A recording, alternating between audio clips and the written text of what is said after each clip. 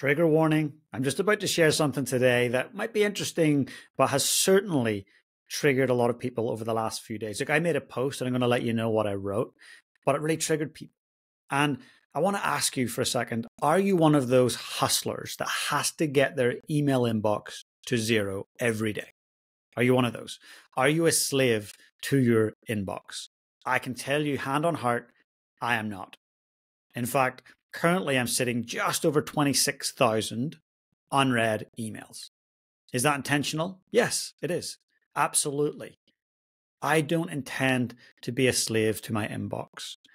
And I've spent time working with some of the best leaders in corporate America, here in New Zealand, people who are phenomenal athletes and coaches. And I'll tell you what, the amount of anxiety and stress that email checking has given them, they have to set this amount of time a day aside for email. It's phenomenal. And I'll tell you what, it's not worth it. If you are a slave to your inbox, you're doing something wrong. I'm a huge believer in good communication. I talk about SAS communication. Simple, accurate, and succinct. Now, most people on email ignore all of that. They usually get quite complex and they waffle a lot. There's generally a lot of inaccuracies and misspellings. And, there's no succinctness. It's like elongated. So I don't tend to want to engage with that. I don't want to spend my days, precious days, on email. When are you at your best? Is it when you're on your email? Or are you at your best when you're around other humans and connecting and face to face? Look, don't get me wrong. I know we've got to check our emails, but it's not the be all end all. Like, I put up this post saying, hey, are you part of the inbox zero crew? Or are you going to join me on the inbox 26,000 crew? Just for a bit of humor.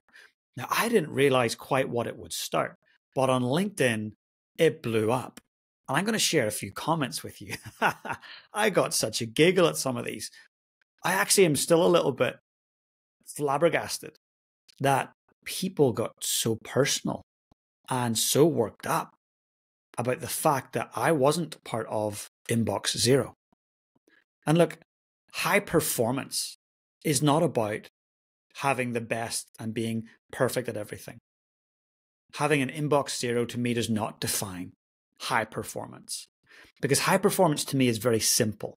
It's consistently exceeding norms whilst maintaining healthy relationships and well-being. I'll say that again.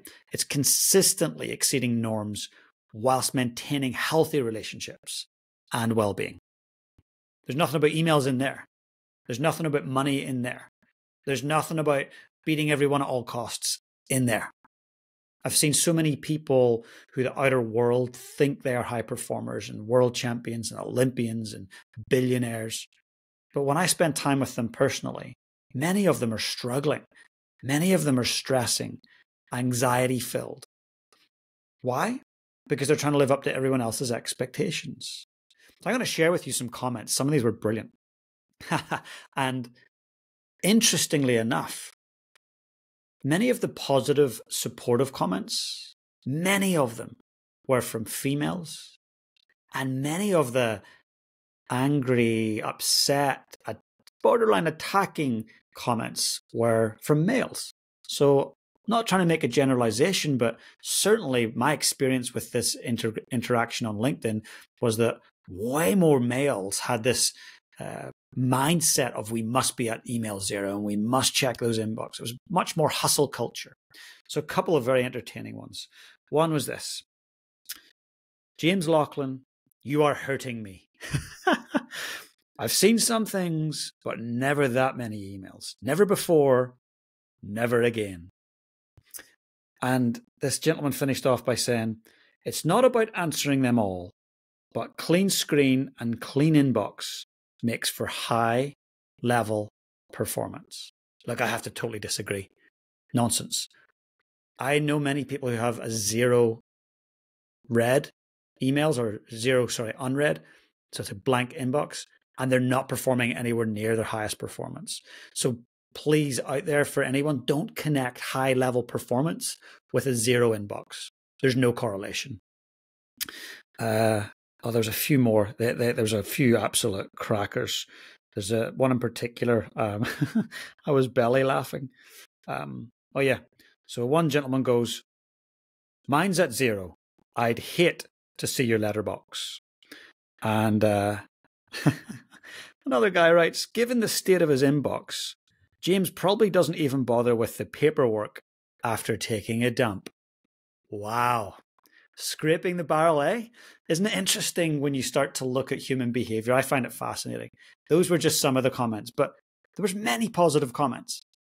But some people got really worked up at the fact that I wasn't part of that inbox 0 hero club and got quite personal. I find it hilarious. It said more about their values and the choice of words they use than anything.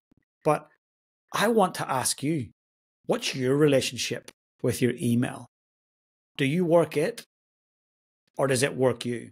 Look, I can sleep comfortably with 26,000 plus unread emails. Not a problem. Now, many of them are spam. Many of them are companies trying to sell me something. Lots of them are. Some of them are emails that come through that I just haven't got back to. But I know if it's really important, they will get back to me and send me another email. Or they will call me or text me or find some way to communicate. And I feel okay with that because I simply don't have the capacity to get back to every single person. And that's the nature of life. And if I did get back to every single person, which I could, I know I'd have to spend way less time with my family. I know I'd have to spend way less time preparing good food. I know I'd have to spend way less time out for a run. I know I'd have to spend way less time with the things I love doing. And I'd spend way more time sitting in front of a screen, way more time sitting up late at night. That to me is not high performance. It's not fulfilling. So to me, it's about striking a balance of, am I getting back to crucial mission critical emails? And am I able to say no to the emails that really don't need a response? For example, I get CC'd in on a lot of emails. Generally, rule of thumb, those emails don't need me. I don't get back to those. Why? Because they don't really require that of me. So I want you to think a little bit about the emails you're getting back to. Are they mission critical? Do you need to respond? Take a moment to just think about your email as a tool that you work. It's not the other way around. It should never have control of you. So a couple of tips. 1, don't check your email first thing in the morning. 2, don't send late night emails. If you do, schedule them to go out. Even on iPhone, you can do that now. Schedule them to go out the next morning at 8 o'clock. You don't want to send a message to people that you're that leader that sits up all night and gets up super early. And yes, I used to be that leader. And yes, I used to be a slave to my emails. Was I happy? No. Was I unhealthy? Yes. Was I more stressed? Yes. Look, I'm so passionate about this. And I'm so passionate that people don't spend their precious, beautiful, sublime days on this earth attached to their emails.